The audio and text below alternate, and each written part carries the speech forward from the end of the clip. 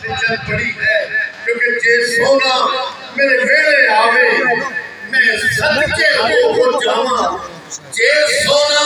میرے ویڑے سیکھ جاواں خاک مقدس قدم ہو دے کام چم چم سینے لاواں آسان سر قدم ہو دے رکھاں اکھا پیرا پیش بچھاواں جے سونا میرے ویڑے آوے میں صدقے ہو جاواں ہماری خوش وقتی ہے کہ داعیہ انقلاب مفکر اسلام حضور قبلہ عالم جناب قبلہ پیر حبیب الرحمن محبوبی صاحب دامت برکات حسیہ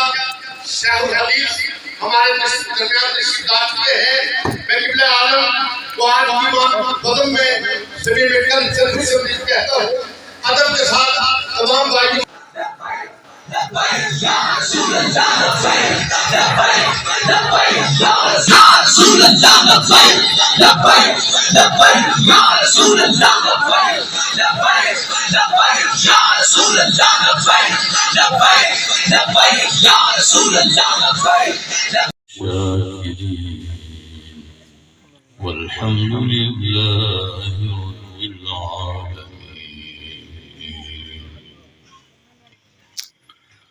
شفيع مطاع نبي كريم قسيم جسيم نسيم وسيم بلغ العلا بكماله كشف الدجى بجماله حسن جميع خصاله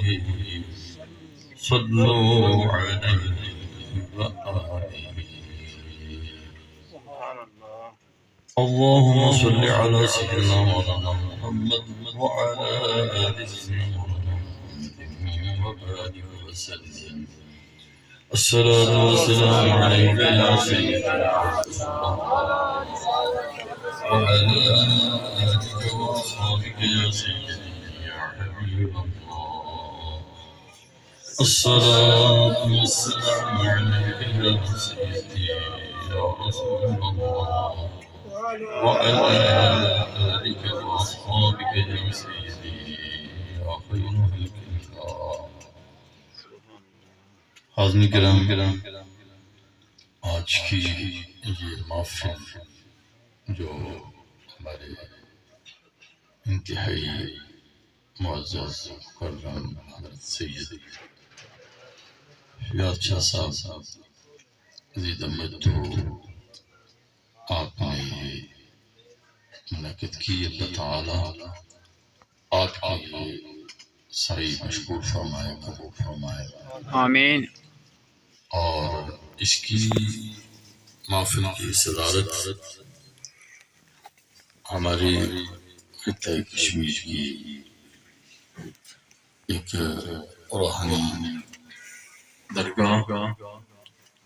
کناک شریف جو جیلانی سادات کی درگاہ پاک ہے اس درگاہ کے سجدہ نشین روح رواں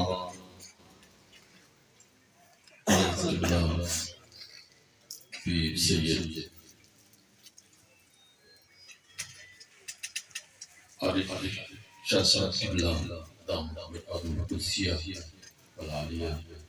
فرما رہے ہیں جس میں یہ آج آپ کی زیر صدارت سے زیر قیادت سے دوسری بار یہ مجھے موقع ملا ہے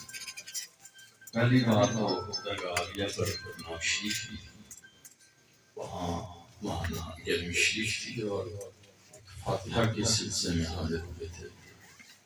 تو وہاں مجھے یہ سعادت ملی اور آج یہ دوسرا موقع ہے تو بہت خوشی بھی ہے کہ میلاد پاک اور ذکر اتفاق صلی اللہ علیہ وسلم کی اس مبارک محفل میں یہ موقع ملا، لیکن آپ کو ساتھ میری مجھے لگ رہی ہے ٹھنڈے ٹھنڈے لگ رہے ہیں، جیسے تھکے ہوئے ہیں، اور تھکنا تو مجھے چاہیے کہ جو کچھ ڈیوٹیز ایسی ہیں کہ وہ مسلسل چلتی رہتی ہیں، اور درمیان میں یہ بھی وہ ٹائمنگ سسٹم بھی پتہ نہیں ہوتا، جس سے پھر وہ کافی طبیعت اور بوجھ ہو جاتا ہے۔ تو میں کچھ پھر اپنے آپ کو اچھا محسوس کر رہا ہوں، آپ کو بہت تھکا ہوا محسوس کر رہا ہوں، شاید آپ یقیناً دن کاروبار میں مصروف رہے ہوں گے اور اس لیے تھکے تھکے رکھتے ہیں، اور شاید جنگل بھی ابھی پتہ نہیں کتنی تاخیر سے ملے گا، تو شاید وہ پہلے میں زیادہ آسان ہو جائے۔ آپ میں ادھر فرمائیں حضرت ثانی صاحب، حضرت ثانی صاحب نے باتوں والے پیچھے نہیں چاہیے، آگے بیٹھے میرے سامنے۔ اب میں وہ آدمی نہیں ہوں، میں اب ایک چیز کا پچھاپ آنے والا ہوں۔ ہاں، یہ وہ مت سمجھیں کہ میں معرفت کو بھی جانتا ہوں، عارفانہ کلام کو بھی جانتا ہوں، سمجھتا بھی ہوں اور اچھی طرح سمجھتا ہوں، یہ نہیں کہ میں نہیں سمجھتا ہوں، بے شک میں بہت اچھی طرح سمجھتا ہوں۔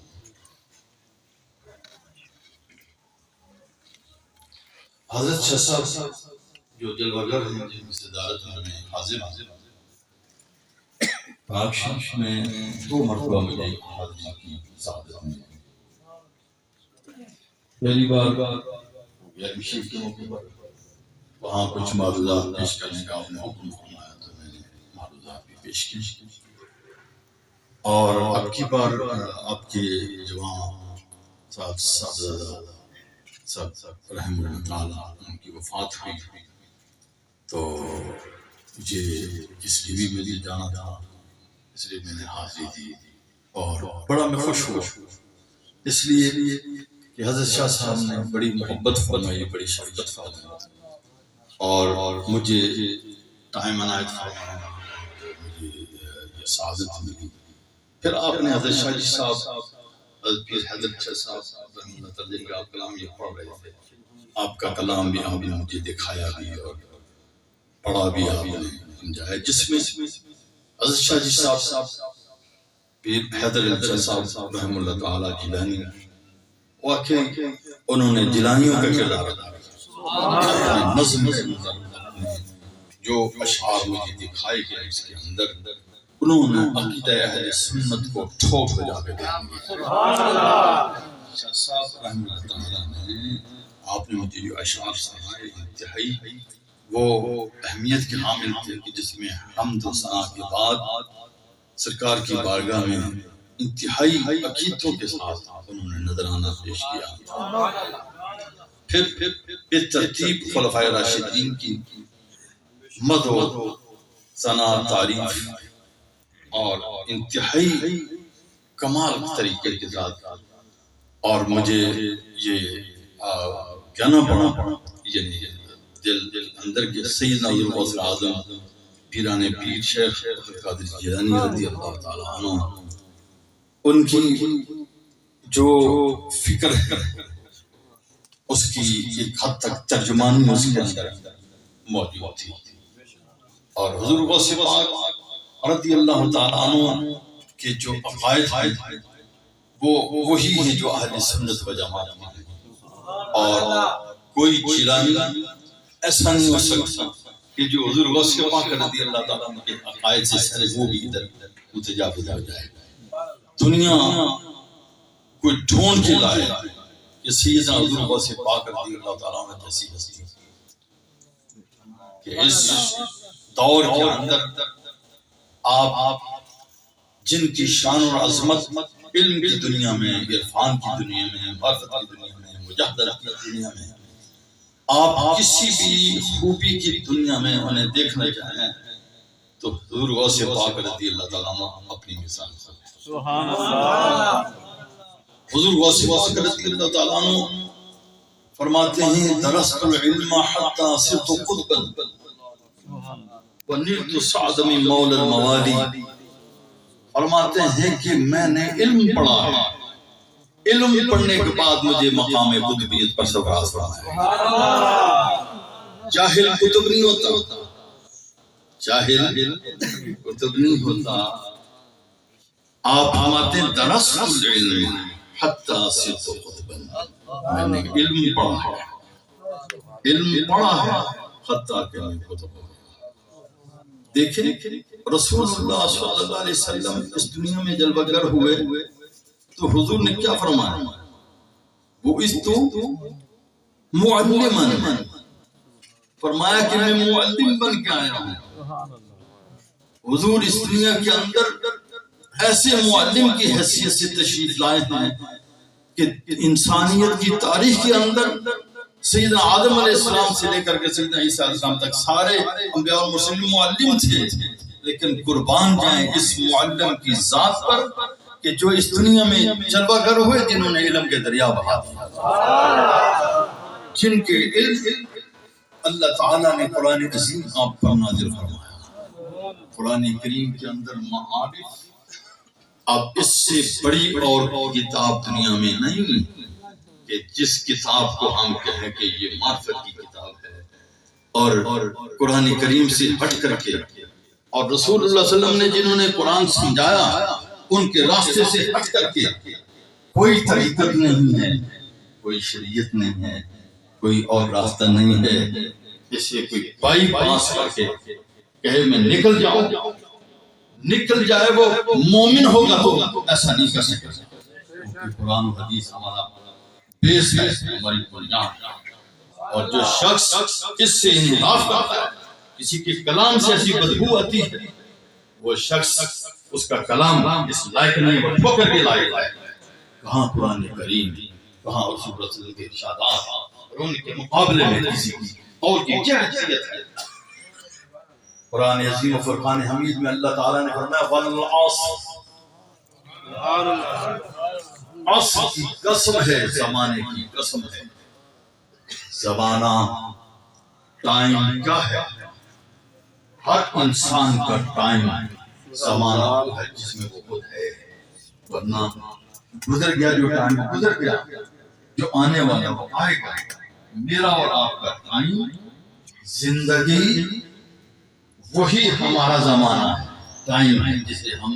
میں ہم ہیں، یہ ایک ٹائم ہمارا ہے. لیکن العصر سے ایک معنی جو مراد ہے ہر ایک کا زمانہ، اور ایک معنی یہ ہے کہ مطلق زمانہ، خواہ وہ پہلا ہو خواہ وہ بعد ہو، کہ زمانے کے اندر بہت سارے خصائص اور ایسی چیزیں ہیں کہ عجائب ہیں، اور ایسی عجیب چیزیں اس کے اندر ہیں کہ اگر زمانے پر باس کروں تو ایک لمبی بات ہو جائے گی. صرف اتنا سمجھیے کہ زمانہ جو ہے، ٹائم جو ہے ہر ایک کا وہ ہے جس زمانے کے اندر خود ہے. اور العصر کا ایک معنی وہ زمانہ ہے کہ جس زمانے پر سارے زمانے قربان ہوتے ہیں، وہ میرے اور آپ کے آقا کریم صلی اللہ علیہ وسلم کا زمانہ ہے. حضور کا زمانہ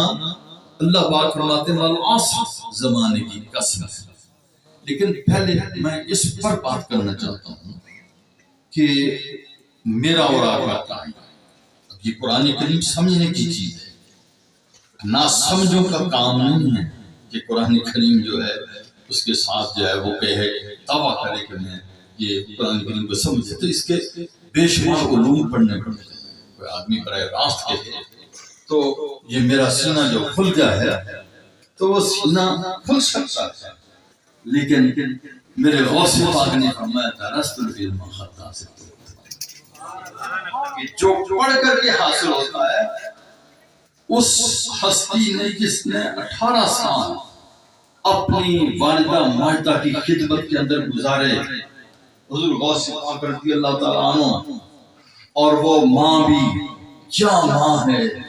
کہ جس ماں کی آنکھ نے ساری زندگی کسی غیر مرد کو نہیں دیکھا، جس ماں نے اپنے کان سے کسی غیر مرد کی آواز نہیں سنی، وہ مقدس ماں جن کے گھر حضور غوث پاک پیدا ہوئے، ان کی نگرانی میں حضور غوث پاک 18 سال رہے. اب 18 سال وہ علوم اور معارف جو خاندانی تھے، کیونکہ والدہ حسینی ہیں، والد حسن، حسنی ہیں، امام حسن کی اولاد ہیں، یہاں حسنی حسینی دونوں فیضان جمع ہیں حضرت غوث پاک رضی اللہ تعالیٰ عنہ۔ تو حسنی اور حسینی فیض 18 سال گھر میں رہ کر کے آپ کو سننا ہوگا نا، آپ نے بے شمار مرتبہ سنا ہوگا کہ حضور غوث پاک رضی اللہ تعالیٰ عنہ کہ آپ رمضان شریف کی جب دودھ پیتے تھے تو رمضان کا مہینہ جب چاند ہو گیا تو آپ نے ماں کا دودھ نہیں پیا، رمضان کے دن میں دودھ نہیں پیا۔ اب اس سے پتہ چلا کہ واقعی رمضان ہو گیا ہے، کیونکہ حضور غوث پاک رضی اللہ تعالیٰ عنہ نے جس ہستی نے دنیا میں قدم رکھا وہ آئے اور ان کی شریعت پر عمل کا یہ عالم ہے۔ 18 سال پھر اسی ماں کی زیر نگرانی گزارنے کے بعد پھر بغداد کی طرف علم حاصل کرنے کے لیے روانہ۔ اب اندازہ فرمائیں کہ بغداد شریف جانا، بغداد جانا یہ اس وقت کا بغداد، اب بغداد شریف نے ہمارے لیے جب سے حضور غوث پاک کا ڈیرا ہوا ہے۔ تو جب آپ بغداد گئے وہاں آپ نے 18 سال علوم، تفسیر، حدیث، فقہ، ادب، بے شمار علوم، اور وہ علوم بھی جو براہ راست رسول اللہ صلی اللہ علیہ وسلم کی ذات نے آپ کو عطا فرمایا، اور اتنے علوم کا خزانہ۔ اس لیے علم ایک ایسی چیز ہے کہ جس کے بغیر عمل بھی عمل نہیں ہوتا، عمل بھی وہی صحیح ہوگا جو علم کے مطابق ہوگا۔ یہ بات اس لیے میں یہ ہر بات اچھی طرح جان، میں نے زندگی گزاری ہے، عمر گزاری ہے، اسی دنیا کے اندر گزاری ہے، بڑے بڑے اکابر لوگوں کی زیارت کی ہے اور ان کی قدموں میں بیٹھنے کا موقع ملا ہے، اور خود جس گھر میں پیدا ہوں اس گھر کے ماحول کو میں جانتا ہوں، سمجھی جو ماحول میں نے دیکھا اور جس میں پلا ہوں میں اس کو جانتا ہوں۔ تو یہی وہ بات ہے کہ ہماری نظر میں کوئی اور اس لیے جچتا نہیں ہے کہ ہم نے جس ماحول میں دیکھا اس میں تسنہ اور بناوٹ نہیں دیکھی، اس میں شریعت مطہرہ پر عمل دیکھا ہے، شریعت مطہرہ۔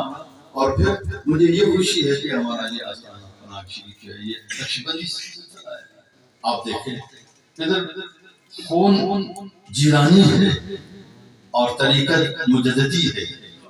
حضرت امام ربانی شیخ حضرت ثانی فاروقی اسلامی جنہوں نے عقائد پر وہی عقائد مسلمہ، عقائد جو قرآن و حدیث میں بیان ہوئے ہیں انہی عقائد کے آپ یہاں میں ہیں۔ اور عقائد ایک عقیدہ ایک ایسی بنیادی چیز ہے کہ اس سے اگر سڑے منہ بھی آدمی ادھر ادھر کرے تو وہ عمل نامقبول ہو جاتا ہے، عمل نہیں ہوگا جب تک کہ عقیدہ درست نہ ہوگا، صحیح نہ ہوگا۔ ہم اہل سنت و جماعت، ہمارا عقیدہ کیا ہے؟ ہمارا عقیدہ جو قرآن اور حدیث میں بیان ہوا، رسول اللہ صلی اللہ علیہ وسلم نے اپنے اہل بیت اور صحابہ کرام کو عطا فرمایا، اور انہوں نے پوری قوم تک، پوری دنیا کے مسلمانوں تک یکے بعد دیگری نسل بعد نسل سے شفٹ کیا اور اسے آگے بڑھاتے چلے گئے، اور وہ عقائد آج بھی الحمدللہ قرآن و حدیث کی صورت میں ہمارے پاس ہمارے پاس موجود ہے۔ عقائد کی بات انتہائی اہم اور ضروری ہے کہ عقیدہ جو ہے یہ بنیاد ہے، اور اہل بیت طہار یا صحابہ کرام یہ دو جو مقدس نام ہیں یہ وہ ہیں جنہوں نے براہ راست رسول اللہ صلی اللہ علیہ وسلم سے فیضان حاصل کیا، جنہوں نے قرآن کریم اترتا دیکھا، نازل ہوتا دیکھا، وہ مناظر دیکھے، اور اس زمانے کے اندر یا پیدا ہوئے یا انہوں نے پہلے پیدا تھے تو حضور کی دامن کے ساتھ وابستہ ہونے کے بعد انہوں نے یہ مناظر دیکھی کہ قرآن کریم جو ہے وہ نازل ہو رہا ہے، اور پھر سیدنا حسن، سیدنا حسین، یہ مقدس ہستیاں کون ہیں، انہیں کون سی زمین ملی؟ یہ جس زمین میں یہ پیدا ہوئے، یہ پیدا ہوئے ہیں حرم مدینہ کے اندر، اور حرم مدینہ کے اندر بھی وہ خطہ جس خطہ کو ریاض الجنت کہتے ہیں. اس لیے کیوں میں اس لیے کہہ رہا ہوں کہ ریاض الجنت کیا ہے. حضور فرماتے ہیں کہ میرے گھر اور میرے ممبر کے درمیان جتنا خطہ ہے یہ سارے کا سارا جو ہے یہ جنت کے باغوں میں سے ایک باغ ہے. جنت کی کیاری میں سے کیاری ہے. روضۃ من ریاض الجنت. اب تھوڑا سا دیکھیں جنہوں نے حج عمرہ کیا ہے کہ اسے تھوڑا سا اندازہ ہوگا کہ حضور کی بیت اور ممبر کے درمیان کون سا حصہ ہے. عام طور پر جو اس وقت موجود ہے جو آپ نے دیکھا یہ اور لیکن سمجھنے کی بات اور ہے. اب یہ حصہ مسجد نبی شریف کے اندر جہاں روضہ عطا ہے اس کے ساتھ ممبر کی طرف یہاں یہ حصہ بتایا جاتا ہے. لیکن حدیث کے اندر جو الفاظ ہیں حضور کے وہ الفاظ یہ ہیں کہ ما بین بیتی و ممبری، میرے گھر اور میرے ممبر کے درمیان. اب حضور کا گھر کہاں ہے؟ حضور کا وہ گھر ہے جہاں حضور کی ازواج کے گھر ہیں. اگر ان گھروں کی نسبت جو زوجہ مطہرہ جس گھر میں رہتی ہیں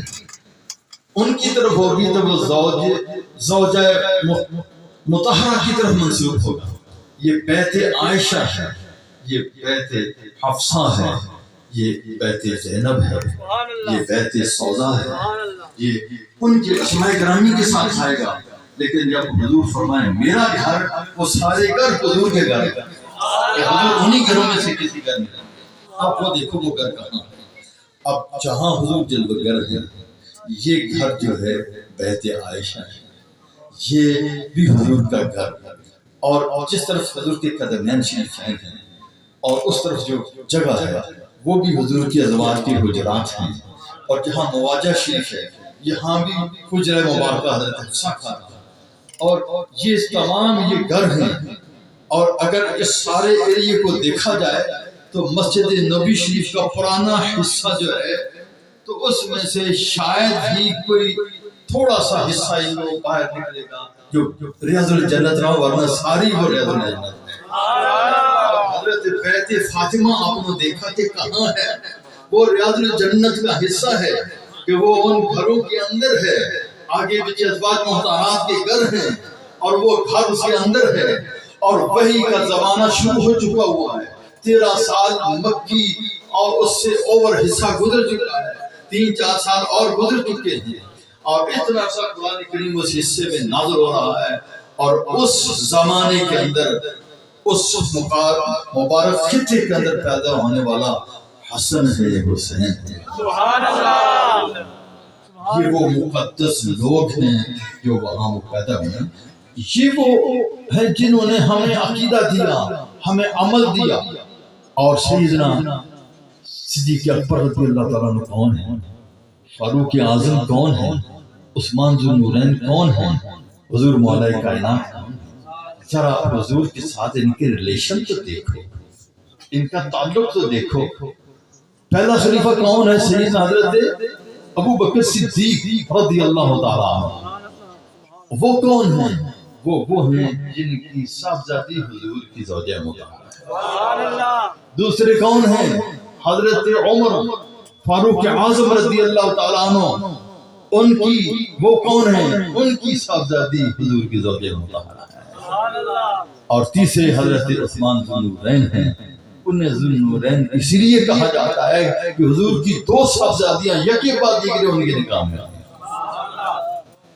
اور حضور مولا کائنات حضور کی سب سے چہیتی صاحبزادی حضرت سیدہ خاتون جنت سلام اللہ تعالیٰ علیہ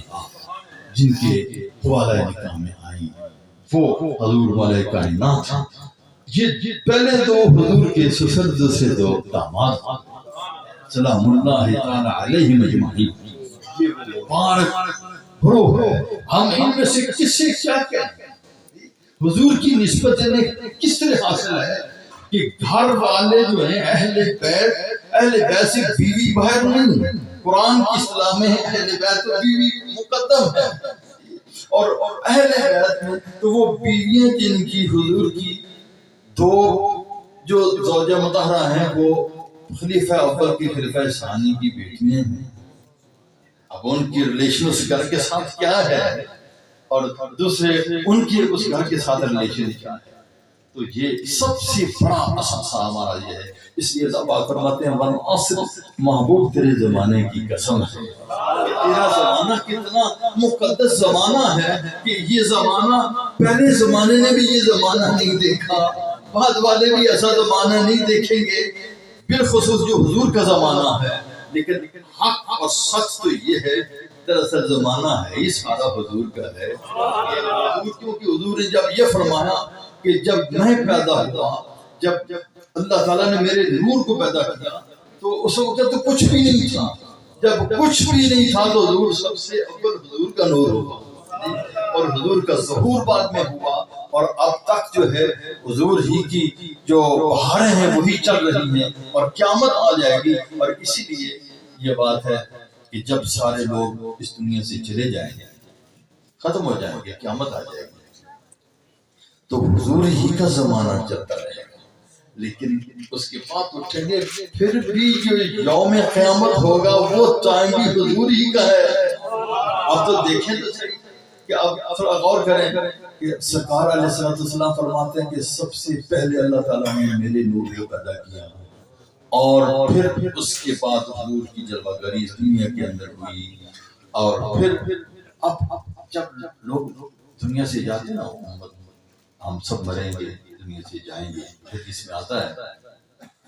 کہ حضرت سیدہ اسماء رضی اللہ تعالیٰ عنہا عربی ہیں کہ رسول اللہ صلی اللہ علیہ وسلم کہ میں وہاں حضرت عائشہ کی ملنے کے لیے وہاں میں گئی، تو وہاں میں نے دیکھا کہ جماعت کھڑی تھی، نماز پڑھ رہے تھے، اور نماز کا ٹائم نہیں تھا، 9-10 بجے کے چارج کا وقت تھا، اس وقت جماعت کھڑی ہے۔ تو کہتے ہیں کہ جب میں وہاں پہنچی تو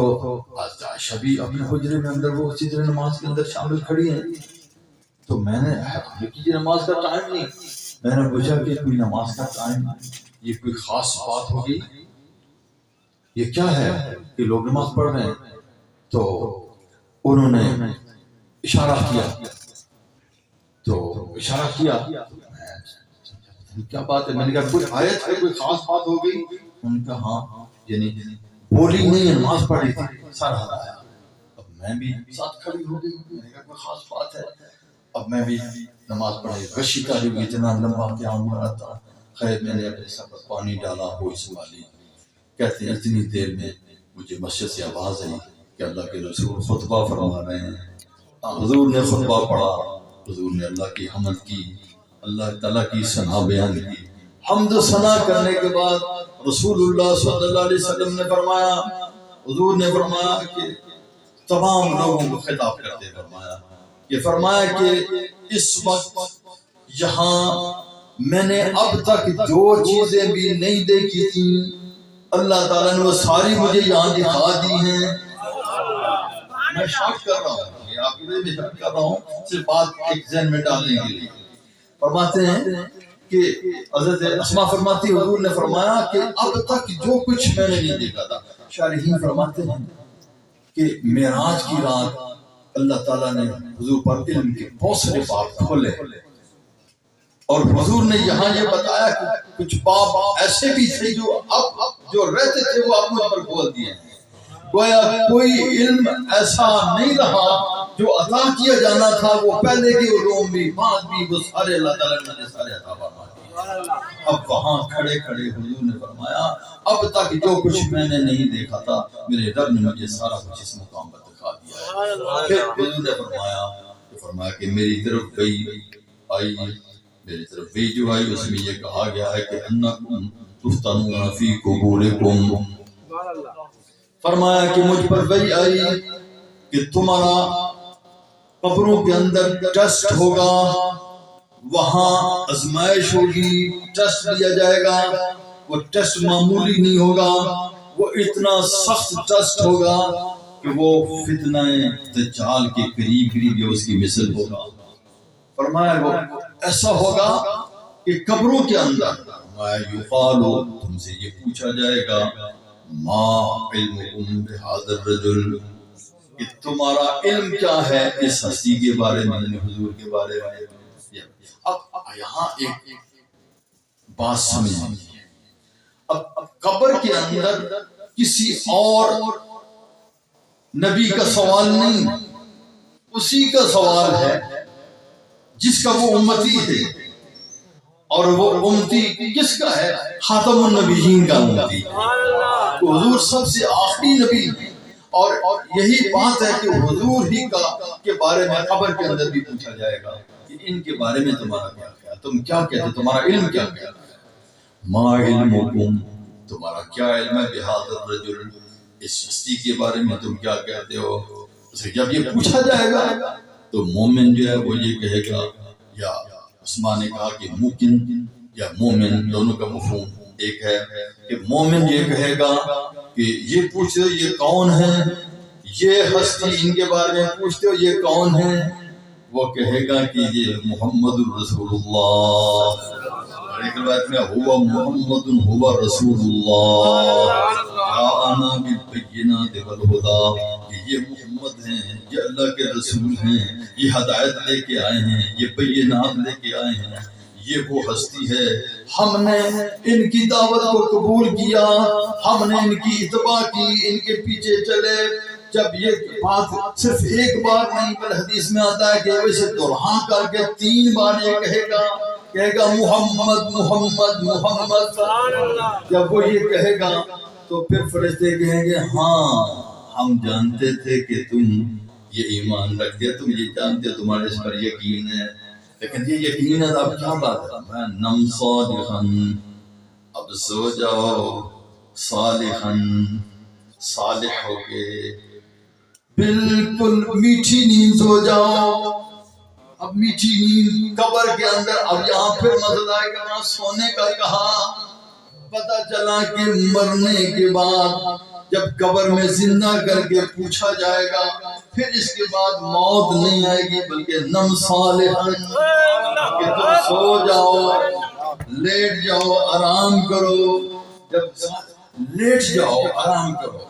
اب صالحاً وہ لیٹے ہوئے وہ کیا کرے گا؟ دوسری احادیث کے اندر بھی موجود ہے کہ وہاں کیا ہوتا ہے، جنت کی طرف سے اس کے لیے کھڑکیاں کھول دی جاتی ہیں، اور ایک حدیث میں یہ اس کی قبر جو ہے وسیع کر دی جاتی ہے، ہر طرف وسیع ہو جاتی ہے۔ اب آپ سوچیں گے قبر تو اتنی ساری ہے، اور اس قبر کے اندر میت کو رکھا گیا ہے، تو اوپر سے مٹی ڈال دی گئی ہے، ساتھ اور قبر ہے، ساتھ اور قبر ہے، تو اب یہ معاملہ قبر کھول دی گئی، یہ سسٹم کیا ہے، یہ نظام کیا ہے؟ تو یہاں وہی بات ہے کہ یہ ہمارے سمجھ سے بالا تر ہے، مگر سمجھنے کے لیے مثالیں ہمارے پاس موجود ہیں۔ مثلا ایک آدمی سویا ہوا ہے یہاں، ایک یہاں سویا ہوا ہے، ایک یہاں سویا ہوا ہے، یہ سونے والا خواب کے اندر کیا دیکھ رہا ہے؟ یا اگر مثال دے رہا ہوں سمجھانے کے لیے، خواب کے اندر یہ دیکھتا ہے کہ میں ایک بڑی مجمع کے اندر جاتا ہوں، وہاں لوگ میرا استقبال کرتے ہیں، میری عزت و احترام دیتے ہیں،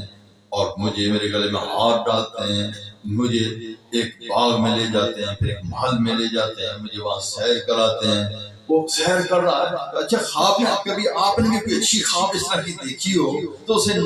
حاضر کریں نا دماغ میں، تو آپ کو اس وقت محسوس ہوتا ہے کہ آپ ایک جگہ پڑے ہوئے ہیں، یہ محسوس ہوتا ہے کہ آپ ایک جگہ پڑے ہوئے ہیں، ایک بند جگہ میں، ایک بیڈ پر ہیں، ایک بسترے پر ہیں، ایک چھوٹے سے کمرے کے اندر ہیں، ایسا نہیں ہے، بلکہ آپ سمجھ لیتے ہیں واقعی یہ سارے حقائق ہیں، یہ میرے ساتھ ایک چیز ہو رہی ہے۔ تو نیند کے اندر جب دیکھیں گے وہ ساتھ ایک آدمی سویا ہوا ہے، خواب کے اندر وہ خوف کھا رہا ہے، وہ ڈر رہا ہے، اسے کوئی بلائیں نظر آتی ہیں، چڑیلیں نظر آتی ہیں، پتہ نہیں کیا کیا نظر آتا ہے، جی کو پکار کرتا ہے، اور یہ مزے سے آرام کر رہا ہے۔ تو یہ وہ چیزیں ہیں جیسے ہم نیند کی اصل حقیقت کو ہم نہیں جان سکیں گے یہ ہے کیا،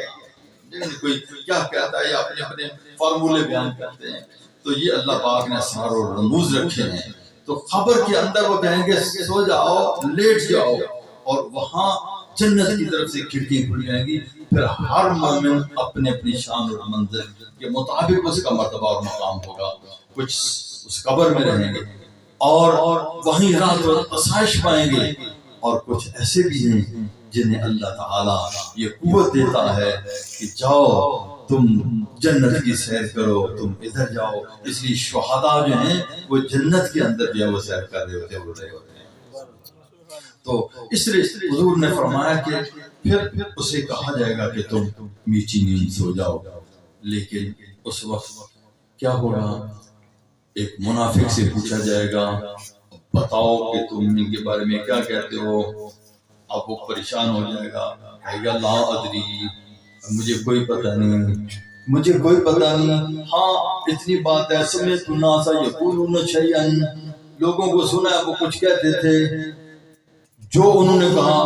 تو میں نے وہ کہہ دیا، بس جو لوگوں نے کہا میں نے کہہ دیا، مجھے ڈائریکٹلی نہیں پتا. اب رات اللہ شاہ جی کہ ہم شاہ صاحب کی محفل جب کرتے ہیں اور نعتیہ کلام پڑھا جاتا ہے، علماء جب آتے ہیں اور آیات اور احادیث پڑھ کر کے حضور کا حلیہ پاک بیان کرتے ہیں، وہ کہتے ہیں یا صاحب الجمال و یا سید البشر من وجهك المنير لقد موعد القمر لا يمكن الثناء كما كان حقه بعد الخدا بدرته في قصة مختصر. جب یہ سنتے ہیں یا صاحب الجمال، جب وہ حضور کو جب دیکھے گا قبر کے اندر، علماء سے سنا ہے کہ وہ صاحب جمال ہیں اور کلمہ پڑھ کے کہتا رہا ہے، اس لیے وہاں اسے تردد نہیں ہوگا. اس لیے فرشتے کہیں گے ہمیں پہلے ہی پتا تھا کہ تم یہی جواب دو گے، تم یہ کہو گے وہ محمد هو رسول اللہ، وہ محمد رسول اللہ جاءنا بالبینات والہدی، یہ وہ رسول ہیں، یہ محمد رسول اللہ، اللہ کے رسول ہیں. تو یہ مومن کیوں کہے گا؟ اس لیے کہ پوری زندگی اس نے گزاری. کافر کہے گا مجھے تو پتا نہیں، پر لوگ جو کہتے رہے وہ کہتے رہے، انہیں یہ پتا تھا یہ نہیں پتا تھا. میں نے کہا ٹھیک ہے تم ٹھیک کہتے ہو، جس نے جو کسی نے کہا میں نے وہ مان لیا ہے. لیکن جن لوگوں نے اللہ والوں کی محفل اختیار کی اور انہوں نے حضور کے صحابہ کو اپنے دل و دماغ کے اندر بٹھایا ہے، تو وہ لوگ جو ہیں تو ان کی خبر ایسی ہوگی کہ نم صالحاً، کہ تم آرام کرو صالح، انتہائی سکون کی نیند جو ہے وہ سو جاؤ. تو حضور کا زمانہ جو ہے اس زمانے کی تو مثال ہے. لیکن سوچنا یہ ہے کہ والعصر کے بعد فوراً فرمایا ان الانسان لفی خسر، بے شک انسان کھلے نقصان کے اندر ہے. اب یہ کیوں فرمایا کھلے نقصان کے اندر؟ یہ کیوں فرمایا؟ پہلے کھلے نقصان کے اندر اس لیے فرمایا کہ اے انسان تیری زندگی ایک قیمتی سرمایہ ہے، یہ اثاثہ ہے تیرا، یہ زندگی تیری بیکار نہیں. تو یہ سمجھے کہ تیری زندگی جو ہے تو یہ ایسے ہی ہے، کوئی میں اسے ضائع کر دوں، فضول یہ چیز ہے، ایسا نہیں ہے. اللہ تعالیٰ نے جس زندگی کی قسم ارشاد فرمائی، جو ٹائم تمہیں اللہ تعالیٰ نے دیا اس کی قسم ارشاد فرمائی، اس لیے کہ قیمتی ہے. اگر تو اسے کام میں نہیں لائے گا، ان الانسان لفی خسر، انسان کھلے نقصان کے اندر ہے. یہ زندگی اس کے کنٹرول کے اندر نہیں ہے، اس کے اختیار میں نہیں ہے کہ کہے کہ میں اس کو ذرا بند کر کے رکھ دوں، اسے بینک میں جمع کرا دوں تو سپینڈ نہیں ہوگی، جب میں چاہوں گا تو سپینڈ کر دوں گا. ایسا نہیں ہے، بلکہ زندگی بہ رہی ہے، جا رہی ہے، یہ رکنے والی یہ نہیں ہے. اس لیے نقصان کا پہلے ذکر فرمایا. نقصان سے بچنا ہے تو پہلا سٹیپ کیا ہوگا؟ الا الذین آمنوا، فرمایا مگر وہ لوگ نقصان سے بچیں گے جو ایمان والے ہیں، جو انہوں نے کلمہ پڑھا لا الہ الا اللہ، کلمہ پڑھا اور کلمے کے رموز جانے اور اسرار جانے اور دل و جان سے اسے تسلیم کیا. ہم کون ہیں؟ مسلمان ہیں یا نہیں؟ بولو. کچھ ہاتھ کھڑے ہوئے ہیں یا کوئی شک ہے؟ ہم مسلمان ہیں. بنی الاسلام والا خمسن، اسلام کی بنیاد 5 چیزوں کے اوپر ہے. مسلمان وہ ہے جس میں اسلام ہے. اسلام کی بنیاد 5 چیزوں پر ہے. پہلی چیز ہے ایک شہادت اللہ الہ الا اللہ وان محمد. پہلی چیز یہ ہے کہ کلمہ شہادت، اور دوسری فرما اقام الصلاۃ، نماز قائم کرنا۔ اب نماز قائم کرنا، زکوٰۃ دینا، روزہ رکھنا، حج کرنا، یہ 5 چیزیں ہیں جن پر اسلام کی بنیاد ہے۔ اب اِلَّا الَّذِينَ آمَنُوا وَعَمِلُوا الصَّالِحَاتِ، فرمایا ایمان کے بعد عمل صالح کرنے والا آدمی جو ہے تو وہ نقصان سے بچ سکتا ہے۔ اب ایمان بنیاد ہے، جب وہ ایمان لے آئے گا تو بالآخر اسے جنت مل جائے گی۔ اگر خدا نہ خواستہ عمل اس کے حصے میں کوئی نہ آیا تو پھر کیا ہوگا؟ پھر اگر اللہ چاہے تو اسے معاف فرمائے، اگر اللہ چاہے تو اسے عذاب دے۔ اللہ تعالیٰ وہ جس سے چاہے گا کرے گا، لیکن مستحق عذاب کا ہوگا، حقدار ہوگا، مگر مالک کی مرضی اسے عذاب دے، عذاب نہ دے۔ لیکن اعمال صالحہ، ایمان اوپر ہے، پھر اعمال صالحہ ہے، پھر اس کے بعد تواصی بالحق، تواصی بالصبر ہے کہ ایک دوسرے کو حق کی تلقین کرنا اور صبر کی تلقین کرنا۔ یہ انتہائی اہم اور ضروری ہے۔ اللہ تعالیٰ ہمیں توفیق عطا فرمائے۔ آمین۔ کلام ضرور پڑھو، اچھا کلام پڑھو، اچھے لوگوں کا پڑھو۔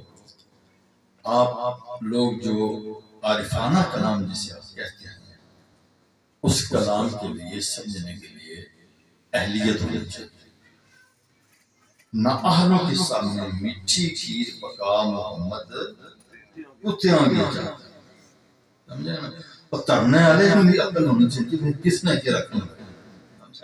اس واسطے کم از کم یہ دیکھو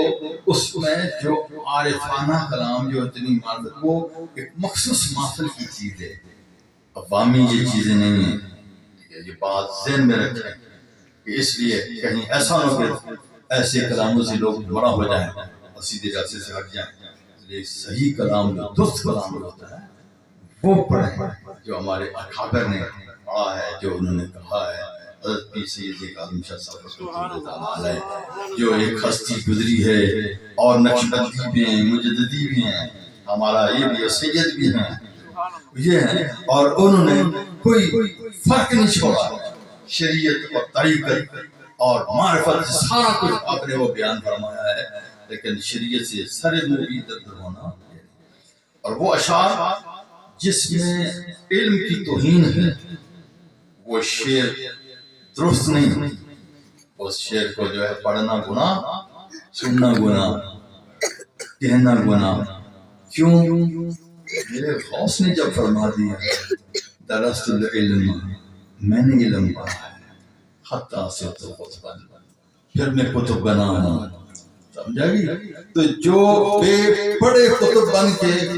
تو کوئی کلام اپنا وہ صادر کرتے ہیں تو وہ کلام اس لائق قابل نہیں ہوتا ہے۔ اس لیے ہمیں یہ سوچنا چاہیے۔ تو بہرحال بہت ساری میں باتیں ذہن میں رکھتا تھا کہ میں وہ بیان کروں گا، لیکن ماحول نے اور آپ کے ٹھنڈا ہونے نے، میں دیکھ رہا تھا یہ نڈھال ہو رہے تھے پڑھ پڑھ کے سائنس صاحب ہمارے، اور آپ توجہ نہیں دے رہے تھے، نہ سبحان اللہ، نہ الحمدللہ، نہ کچھ اور، یا کم از کم اتنی جزاک اللہ جی بس کر دیں، اتنا بھی وہ بھی نہیں تھا۔ سرکار نے اگلا مصرع سنی سے دیا کہ بے عمل اگر پڑھنا رہے بندہ عمل نہ کرے، عمل کو نہیں، بات یہ نہیں، اس کا یہ مجھے نہیں پتا کس کا کلام ہے، مجھے نہیں پتا ان کا، دیکھیں پھر اس کا یہ طریقہ نہیں ہوتا کہ بزرگوں کا کلام جو ہے اس کا احترام کرنا ہے، یہ احترام نہیں بے شک کہ اس طرح آپ پڑھیں جس طرح کہ بالکل ان لوگوں کے سامنے جنہیں کوئی اس کا پتہ نہیں، وہ غلط مطلب سمجھیں، غلط معنی سمجھیں۔ جب تک وہ بات اگلے کے ذہن میں نہ ہو، سمجھ میں نہ ہو، یہ جو چیزیں ایسی نہیں ہوتی ہیں کہ یہ اس طرح ہوتا ہے، یہ سفر ہوتا ہے، یہ ایک ایسا سفر ہے کہ ایک آدمی چلتا ہے اور جو صاحب جو صدارت ہوتے ہیں وہ چل رہے ہیں، ان کے پیچھے پیچھے ہم سارے سفر کر رہے ہوتے ہیں جو اس محفل کے اندر ہوتے ہیں، تو وہ ہم نوا ہوں گے تو چلیں گے، وہ کلام سمجھیں گے۔ جب تک وہ کلام جو ہے صحیح طرح سے سمجھا نہ جائے تو وہ کلام جو ہے تو میٹھی کھیر ہوگا۔ یہ بات ہے، خاصاں دی گل آمان گے نہیں مناسب کرنی، خاصاں دی گل آمان گے نہیں مناسب کرنی، میٹھی کھیر پکام وقت کی تا مصیبت کی تھی دودھ اکٹھا کیتا خالص ملنا بھی مشکل ہے وہ خالص دودھ بھی اللہ سارا کھیر بھی بنائی محنت بھی ہوئی تو پھر کھان ویلے وہ بندے نہیں ملے جڑے کھان اس واسطے وہ کھیر جڑی ہے اس واسطے جیسا مثلا محفل قوالی ہونی لوگ ٹھیک ہے قوالی جو لوگ کرتے ہیں اس کے بھی آداب ہے جنہوں نے قوالی جہاں سے سٹارٹ ہوئی ہے شروع ہے انہوں نے آداب لکھے ہیں انہوں نے آداب لکھے کہ کیا ہے اب یہ تو تماشا اور کھیل بن گیا ہے یہ تو ایسا ہے کہ کوئی آدمی جو سموکنگ کر رہا ہے کوئی کیا کر رہا ہے بے وضو بیٹھے ہوتے ہیں اس میں ہے کہ سارے لوگ باوضو ہوں اور کوئی بھی جو ہے بدبودار شے استعمال نہ کی ہو طہارت والے منہ سارا کچھ ہو اور انہیں ٹوٹر مکے کی ضرورت بھی نہیں اور سادہ کلام اگر پڑھا جائے اور صحیح طریقے سے اسے پڑھا جائے اس کا مطلب ہے اندر نہیں ہے نا اس لیے جس اندر کو ڈھولو نے ہلانا ہے وہ اندر کوئی دل ہے جس دل کو کسی اب لفظ سخت نہ کوئی آ جائے تو وہ گلے میں وہ ڈالا ہوا ہو تو وہ ڈم ڈم کرے تو اس کو ہلانا ہے یا اور کسی چیز نے ہلانا ہے تو وہ کوئی دل ہے تو وہ دل نہیں ہے دل تو وہی ہے کہ حضور کی بارگاہ میں بیٹھے ہیں تو قرآن کریم کی تلاوت سنتے حضور کی بارگاہ کے شاعر بڑے بڑے تھے شعر پڑھتے تھے سنتے تھے اور وہ اشعار جس میں صرف اور سادہ سیدھا سیدھا حضور کی شان اور عظمت وہ اس میں کمپلیکیٹڈ قسم کی چیزیں جو ہیں وہ ایسی نہیں اس لیے ہمیں ان چیزوں سے گریز کرنا چاہیے ہو سکتا ہے آپ میں سے بہت لوگوں کو میری باتیں بری بھی لگی میں بھی جو ہے تو ٹرنے والا نہیں ہوں جو بات مجھے کہنی ہے وہ میں کہہ دے رہا ہوں اور اس لیے کہہ دیتا ہوں کہ یہ حق ہے اور حق میں دیکھوں ایک چیز کو جو صحیح نہیں ہے تو میں کہوں ہاں میں آنکھیں بند کر دوں ٹھیک ہے نا یہ مجھ سے نہیں ہوتا یہ مجھ سے نہیں ہو سکتا نہ میں یہ کر سکتا ہوں کہ یہ میرے غوث کی مہربانی اور کرم ہے حضور غوث سے پاک رضی اللہ تعالیٰ عنہ نے جو راستہ دکھایا وہ یہ نہیں ہے جس سے ہم جس راستے پر چل رہے ہیں یہ صرف انجوائمنٹ ہے یہ صرف نفس کا ایک تقاضا پورا ہو رہا ہے وہ اصل جو دل کی دنیا وہ اور دنیا ہے وہ تو مرنے کے ساتھ پتہ چلے گا کہ وہ کیا ہوتا ہے ہم وقت ضائع کریں اگر دیکھیں وہ اللہ والے حضور غوث پاک رضی اللہ عنہ 18 سال میں کیوں کہہ رہا ہوں اس پر کیوں زور دے رہا ہوں اس لیے زور دے رہا ہوں کہ 18 سال جنہوں نے اپنی والدہ ماجدہ کی نگرانی میں گزارے اور وہاں مقامی علوم حاصل کیے اور حاصل کرنے کے بعد صاحب کرامت گھر سے ہی ہیں پھر علوم پڑھنے کے لیے گئے پھر فرماتے میں نے علم پڑھا اور میں کتب بنا وہ علوم کیا تھے وہ علوم تفسیر تھی حدیث تھی فقہ تھا ادب تھا صرف تھا نام تھا یہ سارے علوم آپ نے پڑھے ہیں اور آپ نے جب سنا ہوگا جب آپ کو واز کرنے کا کہا گیا تو آپ عرض کرتے ہیں کہ حضور کی بارگاہ میں یا رسول اللہ میں عجمی ہوں کہ عربی میں ان میں واز کیسے کروں کہ میں جو ہے تو عجمی ہوں تو حضور نے فرمایا واز کرو تو منہ کھولو حضور نے لعاب دہن شریف میں ڈالا لعاب دہن میں ڈالا اور پھر واز کہنے کے لیے آپ منبر پر چل رہے ہیں اب ابھی فیضان نبوت تو مل گیا تھا اب ایک فیضان ابھی باقی تھا پھر اس طرح جاری ہوا طبیعت پر دیکھا کہ حضور مولا کائنات سامنے فرمایا کیا بات ہے منہ کھولو 6 مرتبہ لعاب دہن اسی وقت کیا کیا حضور نے کرم فرمایا تو 7 مرتبہ لعاب دہن ڈالا آپ نے 6 مرتبہ میں حضور کی ادب کی وجہ سے برابری نہ ہو جائے گی اب حضور غوث پاک رضی اللہ تعالیٰ عنہ انہیں عربوں کے اندر جیلان سمجھے یہ نن عرب تھا عربی الاصل نہیں تھے اب یہاں آ کر کے علوم حاصل کرتے تو یہ فیضان حاصل کر کے جب بیٹھے ممبر پر حضور نے کلام کرنا شروع کیا پھر قرآن اور حدیث زبان سے جاری ہے یہی آپ کی ساری زندگی کا وعد یہی تھا سچ ہے کہ حضور غوث پاک رضی اللہ تعالیٰ عنہ آپ اگر ہمارا حال یہ دیکھ لیں کہ ہم کس طرح دین کے ساتھ کر رہے ہیں، دینی اقدار کے ساتھ ہم کیا کر رہے ہیں، ان کا کیا حشر ہوگا، تو اللہ کی پناہ کہ پھر حضور ہم سے کتنے ناراض ہوں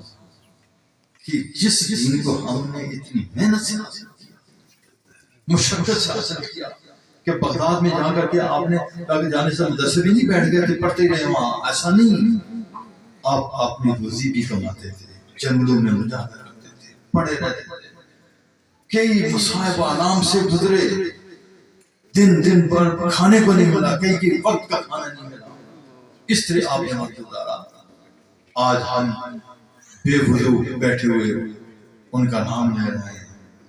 ہم اس قابل ہیں جن ہستیوں کے نام لینے کے لیے بھی پابند ہونا پڑتا ہے جنہوں نے ساری زندگی دین حق دین اسلام، ہمارے ہاں تو یہ کلچر ہے، بس پتہ ہی نہیں تو کہاں سے نکلا ہے، آ کر کے مائک پر چڑھ کے تو نعتیں پڑھنی شروع کر دی،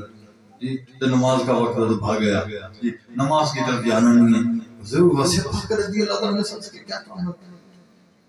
جس کا حضور غوث پاک کے ساتھ تعلق ہے وہ نماز 5 منٹ، وہ تو سجدے سے سر نہیں اٹھائے گا، وہ ایک سجدے سے اٹھائے گا، اگلی نماز کا ٹائم آ جائے گا، وہ تہجد سے فارغ ہوگا، فجر آ جائے گی، فجر سے فارغ ہوگا، عشاء کا وقت آ جائے گا، قال اللہ قال رسول کرے گا، پھر جاج کا وقت آ جائے گا، پھر نماز کا ٹائم آ جائے گا، وہ سجدے سے سر تو اٹھا ہی نہیں سکتے۔ اس لیے میرے دوست ہمیں اپنے آپ چینج کرنا چاہیے، بدلنا چاہیے، درست کرنا چاہیے۔ میرا کام پیغام پہنچانا ہے، مجھے اچھا کہو برا کہو یہ آپ کی مرضی، مجھے اچھی بات لگی۔ ایک بزرگ کی علامہ کی بات فرماتے ہیں، مجھے فرماتے میں نے قبراں والے بڑے اچھے لگے کہ کیوں میں 2 گلاں انہاں دیاں بڑیاں چنگیاں، ایک دنوں کو بیٹھا نا تو شور نہیں کرتا، جس لئے اٹھ کے ٹوٹ جاواں پچھو غیبت نہیں کرتے۔ واخر دعوانا